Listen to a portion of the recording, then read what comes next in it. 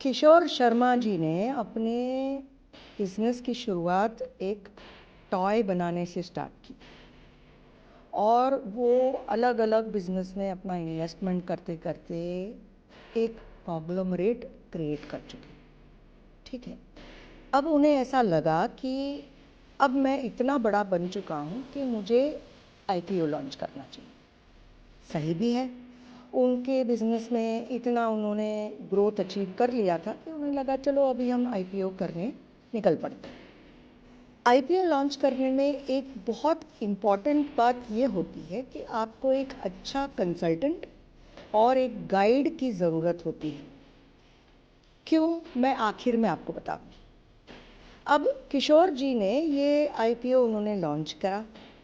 Launch करने के बाद उनको जितना उसमें एडवर्टाइज़ करना था या फिर उन्होंने जितना उसके प्रमोशन करने थे, शायद उनकी प्रमोशन में थोड़ी सी कुछ कम रह गई होगी क्योंकि आईपीओ अंडर सब्सक्राइब हो गया।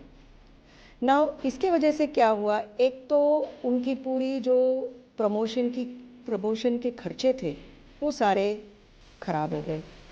दूसरी बात, उन्हें सारा आईपीओ रिटर्न करना पड़ा क्योंकि अंडर सब्सक्राइब हो गया।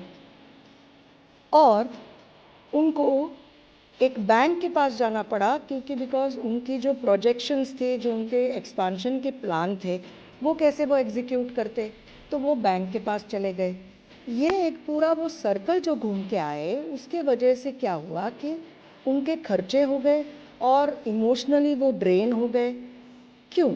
क्योंकि उनको राइट तरीके का एक मेंटोर और कंसल्टेंट नहीं मिला। उन्होंने उसके प्राइस बैंड को इतना ज़्यादा रखा कि वो अंडर सब्सक्राइब हो गया। उन्होंने उस कंपनी की वैल्यूएशन को प्रॉपरली इवैल्यूएट नहीं करा।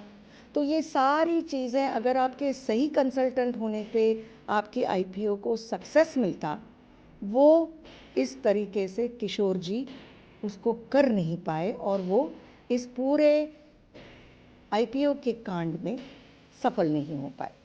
तो आपको ये करना चाहिए कि कभी भी आप अगर कोई बिजनेस में लीप लेना चाहते हैं तो सही कंसल्टेंट और एक सही मेंटोर की ज़रूरत आपको हमेशा रहेगी।